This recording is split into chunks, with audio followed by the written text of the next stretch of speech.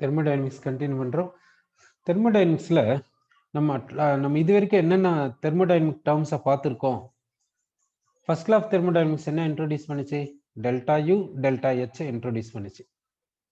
Second law of தெர்மோடைனமிக்ஸில் என்ன thermodynamic term பார்த்தோம்? Delta S. டெல்டா எஸ்ல என்ன ப்ராப்ளம் வந்துச்சு? டெல்டா எஸ் வந்து டோட்டலை வச்சு தான் ஸ்பான்டேனிட்டி சொல்லுது. சிஸ்டம் சரௌண்டிங் ரெண்டுத்தையும் கன்சிடர் பண்ணுது. அதனால என்ன பண்ணோம்? டெல்டா ஜிக்கு போனோம். டெல்டா ஜி என்ன பண்ணுச்சு? சிஸ்டமை மட்டும் கன்சிடர் பண்ணுச்சு. சரி, டெல்டா ஜி எப்படி ரிலேஷன் இருக்குதுன்னு பார்த்தீங்கன்னா, delta G is equal to delta H minus T delta S. Delta G எப்படி ரிலேட் பண்ணிக்காங்க பாருங்க. Delta H first law of thermodynamics, delta S second law of thermodynamics and temperature. இப்போ நம்ம என்ன பார்க்க போறோம்னா, டெம்பரேச்சரை வச்சு ஒரு ஸ்பான்டேனியஸ் ப்ராசஸை நான் ஸ்பான்டேனியஸாக மாற்ற முடியுமா, இல்லை நான் ஸ்பான்டேனியஸை ஸ்பான்டேனியஸாக மாற்ற முடியுமா அன்ட்டு நம்ம பார்க்க போகிறோம். டெம்பரேச்சரை வச்சு ஸ்பான்டேனிட்டியில் ஏதாவது வேரியேஷன் வருமா என்றதை நம்ம பார்க்க போகிறோம். ஸ்பான்டேனிட்டிக்கும் டெம்பரேச்சருக்கும் உள்ள ரிலேஷனை பார்க்க போகிறோம். சரி, இப்போ ஒரு ப்ராசஸ் எடுத்துக்கிறோம். இப்போ ஒரு சிஸ்டம் எடுத்துக்கிறோம். சிஸ்டத்துக்கு டெல்டா ஹெச் எப்படி இருக்குதுன்னா நெகட்டிவ். நெகட்டிவ்னா எக்ஸோதெர்மிக். எக்ஸோதெர்மிக்னா டெல்டா ஹெச் பிரகாரம் ப்ராசஸ் வந்து ஃபேவரபிள். சரி, அடுத்து டெல்டா எஸ் எடுத்துக்கலாம். டெல்டா எஸ் ஆஃப் சிஸ்டம் எடுத்துக்கலாம். இது எப்படி இருக்குன்னா பாசிட்டிவ். டெல்டா எஸ் பாசிட்டிவ்னா ப்ராசஸ் வந்து ஃபேவரபிள். என்ன increase in randomness. Increase in randomness பார்த்தீங்கன்னாக்கா நார்மலாகவே நடக்கும். ரேண்டம்னஸ் இன்க்ரீஸ் ஆகுறது பார்த்தீங்கன்னா நார்மலாகவே நடக்கக்கூடியது. சரி, அப்போ டெல்டா எஸ் சிஸ்டம் இஸ் பாசிட்டிவ்னா அது ஃபேவரபிள். சரி, இப்போ டெல்டா ஜி எடுத்துக்கலாம். டெல்டா ஜி எப்படி இருக்குன்னு பார்க்கலாம். டெல்டா ஜி நெகட்டிவா இருக்கும். எப்போ? டெல்டா ஹெச் வந்து நெகட்டிவா இருக்குது. சிஸ்டத்தினுடைய டெல்டா ஹெச் நெகட்டிவா எடுத்துக்கிறோம். அதாவது எக்ஸோதெர்மிக் அப்படி எடுத்துக்கிறோம். சிஸ்டத்தினுடைய டெல்டா எஸ் பாசிட்டிவ்னு எடுத்துக்கிறோம். இன்க்ரீஸ் இன் ரேண்டம்னஸ்ன்னு எடுத்துக்கிறோம். இப்போ டெல்டா ஜி நெகட்டிவா இருக்கணும்னா டெம்பரேச்சர் எப்படி இருக்கணும்? எந்த டெம்பரேச்சர்லயும் டெல்டா ஜி நெகட்டிவா தான் இருக்குமா இல்லை எப்படி? பாருங்க, டெல்டா ஹெச் நெகட்டிவ் சப்ஸ்டியூட் பண்ணுங்க, டெல்டா எஸ் பாசிட்டிவ்னு சப்ஸ்டியூட் பண்ணுங்க. டெம்பரேச்சரை இப்போ என்ன சப்ஸ்டியூட் பண்ணா டெல்டா ஜி நெகட்டிவா இருக்கும்? பார்த்தீங்கன்னா எந்த டெம்பரேச்சர் வேணா சப்ஸ்டியூட் பண்ணுங்க, எந்த டெம்பரேச்சர் வேணாலும் எடுத்துக்கோங்க, டெல்டா ஜி நெகட்டிவா இருக்கும். ஓகேவா? ப்ராக்டிக்கலா எந்த டெம்பரேச்சர் வேணாலும் எடுத்துக்கோங்க, உங்களுக்கு டெல்டா ஜி வந்து நெகட்டிவா இருக்கும். அப்படின்னா எல்லா டெம்பரேச்சர்ஸ்லயும் ப்ராசஸ் வந்து எப்படி இருக்கும்? ஸ்பான்டேனியஸா தான் இருக்கும். ஏன்னா டெல்டா ஜி நெகட்டிவ். ஸ்பான்டேனியஸ் ப்ராசஸ்க்கு டெல்டா ஜி என்னன்னா நெகட்டிவ். கரெக்டுங்களா? சரி, இப்போ சிஸ்டத்தினுடைய டெல்டா ஹெச் நெகட்டிவாகவும் சிஸ்டத்தினுடைய டெல்டா எஸ் பாசிட்டிவாகவும் இருந்தா டெல்டா ஜி எல்லா டெம்பரேச்சர்லயும் நெகட்டிவா தான் இருக்கும். எல்லா டெம்பரேச்சர்லயும் ப்ராசஸ் வந்து ஸ்பான்டேனியஸா தான் இருக்கும்ட்டு சொல்றோம். சரி, அடுத்து டெல்டா ஹெச் பாசிட்டிவ்னு எடுத்துக்கலாம். அதாவது சிஸ்டம் வந்து எண்டோதெர்மிக்கா எடுத்துக்கிறோம். சிஸ்டத்தினுடைய டெல்டா ஹெச் நெகட்டிவா எடுத்துக்கலாம். அதாவது ரேண்டம்னஸ் டிக்ரீசஸ் அப்படி எடுத்துக்கிறோம். இப்போ டெல்டா ஜி எப்படி இருக்கும்? டெல்டா ஜி நெகட்டிவா இருக்கணும்னா எந்த டெம்பரேச்சர் எடுத்துக்கலாம்? எந்த டெம்பரேச்சர்ல டெல்டா ஜி நெகட்டிவா இருக்கும் அன்ட்டு யோசிச்சு பாருங்க. எந்த டெம்பரேச்சர்ல டெல்டா ஜி நெகட்டிவா இருக்கும் அன்றதை மட்டும் திங்க் பண்ணுங்க. சரி, எந்த டெம்பரேச்சர்ல டெல்டா ஜி நெகட்டிவா இருக்குன்னா எந்த டெம்பரேச்சர்லயும் டெல்டா ஜி நெகட்டிவா இருக்கவே இருக்காது. எல்லா டெம்பரேச்சர்லயும் டெல்டா ஜி எப்படி இருக்குன்னா பாசிட்டிவா தான் இருக்கும். இங்க வேற பாசிபிலிட்டியே கிடையாது. டெம்பரேச்சரை கெல்வின்ல தான் சப்ஸ்டியூட் பண்ணும். ஓகேவா? எல்லா டெம்பரேச்சர்ஸ்லயும் டெல்டா ஜி எப்படி இருக்குன்னா பாசிட்டிவா தான் இருக்கும். அப்படின்னா நீங்க எந்த டெம்பரேச்சர் எடுத்துக்கினாலும் ப்ராசஸ் வந்து நான் ஸ்பான்டேனியஸா தான் இருக்கும்.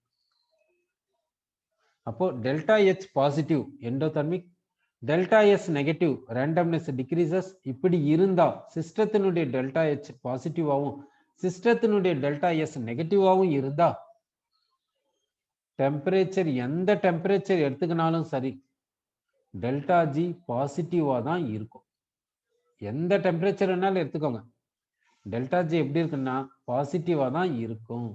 அப்படின்னா ப்ராசஸ் வந்து நான் ஸ்பான்டேனியஸா தான் இருக்கும். நீங்க டெம்பரேச்சரை மாத்துறதுனால ப்ராசஸை ஒன்றும் பண்ண முடியாது. எந்த டெம்பரேச்சர் எடுத்துக்கினாலும் ப்ராசஸ் நான் ஸ்பான்டேனியஸா தான் இருக்கும் இந்த கண்டிஷன்ல. சரி, இப்போ டெல்டா ஜிய டெல்டா ஹெச் நெகட்டிவ்னு எடுத்துக்கலாம், எக்ஸோதெர்மிக்கா எடுத்துக்கலாம். டெல்டா எஸ் நெகட்டிவ்னு எடுத்துக்கலாம், டிக்ரீஸ் இன் ரேண்டம்னஸா எடுத்துக்கலாம். சிஸ்டம் வந்து எக்ஸோதெர்மிக், சிஸ்டத்தினுடைய ரேண்டம்னஸ் டிக்ரீஸ் ஆகும். இப்போ டெல்டா ஜி எப்படி இருக்கும்? நெகட்டிவ்க்கான பாசிபிலிட்டி இருக்குதா? பாசிட்டிவ்க்கான பாசிபிலிட்டி இருக்குதா? அப்படி இருந்தா எந்த டெம்பரேச்சர்ல நெகட்டிவா இருக்கும்? எந்த டெம்பரேச்சர்ல நெகட்டிவா இருக்குன்னா லோ டெம்பரேச்சர். அதாவது low டெம்பரேச்சர்னா the temperature is such that delta H is greater than T delta S. அப்போ இந்த டெம்பரேச்சர்ல டெல்டா ஜி நெகட்டிவா இருக்குது அப்படின்னா ப்ராசஸ் ஸ்பான்டேனியஸா இருக்குது அப்படி சொல்லலாம். இப்போ ஹை டெம்பரேச்சர் எடுத்துக்கலாம். ஹை டெம்பரேச்சர் எடுத்துக்கினீங்கன்னா டெல்டா H எப்படி இருக்குன்னா less than T delta S இருக்கும். அப்போ டெல்டா ஜி பாசிட்டிவா இருக்கும். அந்த டெம்பரேச்சர்ல ப்ராசஸ் வந்து நான் ஸ்பான்டேனியஸா இருக்கும். ஓகேவா? சரி, அப்போ வந்து டெல்டா H எக்ஸோதெர்மிக்காவும் நெகட்டிவாவும் delta S negative randomness decrease ஆகிறதாவும் இருந்தா லோ டெம்பரேச்சர்ல ப்ராசஸ் ஸ்பான்டேனியஸா இருக்கும். ஆனா ஹை டெம்பரேச்சர்ல ப்ராசஸ் வந்து நான் ஸ்பான்டேனியஸா இருக்கும் என்று நம்ம சொல்றோம். சரி, இப்போ என்ன பண்ணலாம்னா இது ஆப்போசிட்டா இப்போ எடுத்துக்கலாம். இத பாசிட்டிவாவும் இது இங்க பாசிட்டிவாவும் இங்கேயும் பாசிட்டிவாவும் எடுத்துக்கலாம். இப்போ இங்க என்ன பண்ண போறோம்னா இங்க டெல்டா எச் வந்து பாசிட்டிவ் எண்டோதெர்மிக், டெல்டா எஸ் வந்து பாசிட்டிவ், அதாவது இன்க்ரீஸ் இன் ரேண்டம்னஸ். இப்போ டெல்டா ஜிக்கு என்ன பாசிபிலிட்டி? நெகட்டிவ் பாசிபிளா? டெல்டா ஜி பாசிட்டிவ் பாசிபிளா? டெல்டா ஜி பாசிட்டிவ் பாசிபிளா? ரெண்டுமே பாசிபிலிட்டி இருக்குது. இப்போ டெல்டா எச்சும் டி டெல்டா எஸ்ஸும் எப்படி இருக்கணும்னா டி டெல்டா எஸ் அதிகமா இருந்தால் கிரேட்டர் தென் டெல்டா எச்சா இருந்தால் டெல்டா ஜி நெகட்டிவ். அப்படின்னா டெம்பரேச்சர் எப்படி இருக்கணும்? ஹை டெம்பரேச்சர் இருக்கணும். டெல்டா ஜி நெகட்டிவா இருக்கனால ப்ராசஸ் என்ன? ஸ்பான்டேனியஸ். இப்போ டெல்டா ஜி பாசிட்டிவா இருக்கணும்னா delta H is greater than T delta S. அப்படின்னா டெம்பரேச்சர் எப்படி இருக்கணும்? கம்மியா இருக்கணும். டெல்டா ஜி பாசிட்டிவா இருக்கனால ப்ராசஸ் என்ன? நான் ஸ்பான்டேனியஸ். ஓகேவா? அப்போ டெம்பரேச்சரை வச்சு ஸ்பான்டேனிட்டி எப்படி இருக்குதுன்ட்டு இங்க சொல்லியிருக்கோம். சரி, அடுத்து நம்ம பார்க்க போறது என்னன்னா delta G in terms of pressures. Delta ஜியை இன் டர்ம்ஸ் ஆஃப் பிரஷர்ஸ்ல சொல்ல போறோம். சரி, அதுக்கு என்ன எடுத்துக்கிறேன்னா கிப்ஸ் எனர்ஜி ஃபார்முலா எடுத்துக்கலாம். கிப்ஸ் எனர்ஜி என்ன சொல்லுதுன்னா Gibbs energy is equal to H minus T S. இந்த ஃபார்முலாவை நம்ம எடுத்துக்கணும். சரி, இப்போ டிஃபரன்ஷியேட் பண்றோம். So dg is equal to dh minus tds. டெம்பரேச்சரை கான்ஸ்டன்டா வச்சுக்கின்னு என்ட்ரோபியை டிஃபரன்ஷியேட் பண்ணா ds, என்ட்ரோபியை கான்ஸ்டன்டா வச்சுக்கின்னு டெம்பரேச்சரை டிஃபரன்ஷியேட் பண்ணா dt. இப்படி வந்தாச்சு. அடுத்து என்ன செய்யறோம்னா h is equal to u plus pv எடுத்துக்கலாம். h is equal to u plus pv எடுத்துக்கலாம். இப்போ இதை டிஃபரன்ஷியேட் பண்ணலாம். dh is equal to du plus pdv plus vdp இப்படி இருக்குது. கரெக்டா? அடுத்து ஃபர்ஸ்ட் லா ஆஃப் தெர்மோடைனமிக்ஸ் எடுத்துக்கலாம். Delta u is equal to q plus w. இது எப்படி எழுதலாம்னா du is equal to dq plus dw. dw எழுதிக்கிறோம். இப்போ இந்த du நான் எழுதிக்கிறேன். du எழுதிக்கிறேன். dq என்ற இடத்துல என்ன பண்றேன்னா செகண்ட் லா ஆஃப் தெர்மோடைனமிக்ஸை கொண்டு வந்து சப்ஸ்டியூட் பண்றேன். செகண்ட் லா ஆஃப் தெர்மோடைனமிக்ஸ் என்னன்னா delta S is equal to q reversible by T. So T delta S is equal to q reversible. For infinitesimal change dq is equal to tds. இதை substitute பண்றேன். இங்க tds substitute பண்ணிட்டேன். dw is equal to minus pdv substitute பண்றேன். இந்த du இங்க substitute பண்றேன். So dh is equal to du என்ன? tds minus pdv. Remaining எழுதிக்கிறேன். Plus pdv plus vdp. இப்போ என்ன கேன்சல் ஆகும் பாருங்க, பிடிவி கேன்சல் ஆகும், கேன்சல் பண்ணிடுங்க, பிடிவியை கேன்சல் பண்ணிடுங்க. ஓகே, இந்த டிஹெச் இங்க சப்ஸ்டியூட் பண்ணுங்க. இப்போ டிஜி இஸ் ஈக்குவல் டு டிஹெச் அந்த இடத்துல என்ன சப்ஸ்டியூட் பண்ணலாம், டிடிஎஸ் பிளஸ் விடிபி சப்ஸ்டியூட் பண்ணலாம். பிளஸ் ரிமைனிங் இருக்கிறது எதுங்க, டிடிஎஸ் மைனஸ் எஸ்டிடி.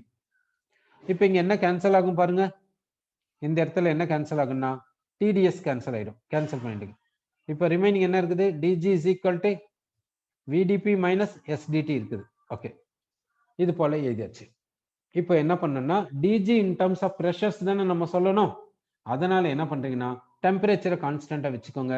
டெம்பரேச்சரை கான்ஸ்டன்டா வச்சுக்கிட்டீங்கன்னா டிடி ஜீரோ, கரெக்டா, டிடி ஜீரோ, ஏன்னா temperature constant. So at a given temperature is equal to விடிபின்னு சொல்லலாம், விடிபி. ஓகேவா? சரி, இப்போ விஏ சப்ஸ்டியூட் பண்ணுங்க. ஐடியல் கேஸ் ஈக்குவேஷன் பிரகாரம் விஏ சப்ஸ்டியூட் பண்ணுங்க. வி இஸ் ஈக்குவல் டு என்ன சொல்லலாம், என்ஆர்டி பை பி, கரெக்டா, என்ஆர்டி பை பி சப்ஸ்டியூட் பண்ணியாச்சு.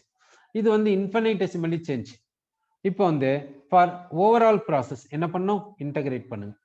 ஓகே, இங்க லோயர் லிமிட் P1, அப்போ கிப்ஸ் எனர்ஜி G1, அது மாதிரி எடுத்துக்கோங்க. அடுத்து அப்பர் லிமிட் எடுத்துக்கோங்க.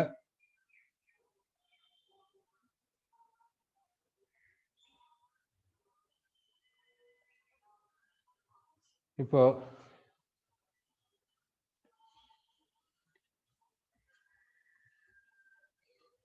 இந்த இடத்துல நீங்க கேட்டது என்னன்னா டிடிஎஸ் எப்படி கேன்சல் பண்ணும், என்ன ரெண்டுமே பிளஸ் தானே இருக்குது, அப்போ எப்படி கேன்சல் ஆகும் டிடிஎஸ்? சரி, அப்போ இங்க டிடிஎஸ் கேன்சல் ஆகாது இல்ல? ஆமா, இங்க இடத்துல மைனஸ் தானே இருக்குது, கரெக்ட். இந்த இடத்துல மைனஸ் இருக்குது, இந்த இங்க வந்து மைனஸ் சைனை சப்ஸ்டியூட் பண்ணும், பிளஸ் சைன்ன்றாங்க, இது இருக்கு, வேற ஒண்ணும் இல்லை. இந்த இடத்துல மைனஸ் சைன் வரும், இங்க மைனஸ் சைன் இல்லை, இந்த மைனஸ் சைன் நீங்க சப்ஸ்டியூட் பண்ணுங்க, மைனஸ் தான், டிடிஎஸ் கேன்சல் ஆயிடும். ஓகேவா? அப்போ வந்து நம்ம கரெக்ட். சரி, இந்த இடத்துல பிளஸ்ன்னு எழுதியிருந்தோம், அதை மைனஸ்ன்னு எழுதிக்கணும். சரி, ஓகே. இப்போ டிடிஎஸ் வந்து இப்போ கேன்சல் ஆயிடுச்சு. இப்போ வந்து நம்ம இந்த ஸ்டெப்புக்கு வந்துட்டு இப்போ இன்டகிரேட் பண்றோம். இங்க லோயர் லிமிட் P1 எடுத்துக்கணும், இங்க கிப்ஸ் எனர்ஜி G1 எடுத்துக்கிறோம். இங்க அப்பர் லிமிட் P2 எடுத்துக்கிறோம், இங்க கிப்ஸ் எனர்ஜி G2 எடுத்துக்கணும். சரி, அடுத்து என்ன பண்றீங்கன்னா இதை டிஜியை இன்டகிரேட் பண்ணா G வரும், lower limit G1, upper limit G2 கொடுத்துருங்க. அடுத்து இந்த என்ஆர்டி கான்ஸ்டன்டா இருக்குது, கான்ஸ்டன்ட்டை வெளியே எடுத்துருங்க. டிபி பை பி இன்டகிரேட் பண்ணுங்க, என்ன வரும்னா லான் பி வரும். லோயர் லிமிட் P1 கொடுங்க, அப்பர் லிமிட் P2 கொடுத்துருங்க. ஓகே, இத இங்க அப்பர் லிமிட் சப்ஸ்டிட்யூட் பண்ணுங்க G2, லோயர் லிமிட் சப்ஸ்டிட்யூட் பண்ணுங்க G1. என்ஆர்டி இங்க அப்பர் லிமிட் சப்ஸ்டிட்யூட் பண்ணுங்க லான் P2, லோயர் லிமிட் சப்ஸ்டிட்யூட் பண்ணுங்க லான் P1. ஓகே, இது எப்படி எதலாம்னா டெல்டா G ன்னு எதலாம் ஈக்குவல் டு என்ஆர்டி, இதை எப்படி எதலாம்னா லான் P2 பை P1 எதலாம். So delta G is equal to என்ன சொல்றேன்னா N R T ln P2 by P1. In terms of volume வேணும்னா என்ன செய்யணும்னா delta G is equal to N R T ln V2 by V1 by V2 எழுதுங்க, V1 by V2 எழுதிக்கணும். ஓகேவா? சரி, delta G is equal to என்ன சொல்றேன்னாக்கா delta G is equal to N R T ln V1 by V2 அப்படி எழுதிக்கிறோம். ஏன் V1 by V2னா pressure is inversely proportional to volume, அதனால இது மாதிரி எழுதியிருக்கோம். ஓகேவா? சரி, தெர்மோடைனமிக்ஸ் இதோட கம்ப்ளீட் ஆகுது.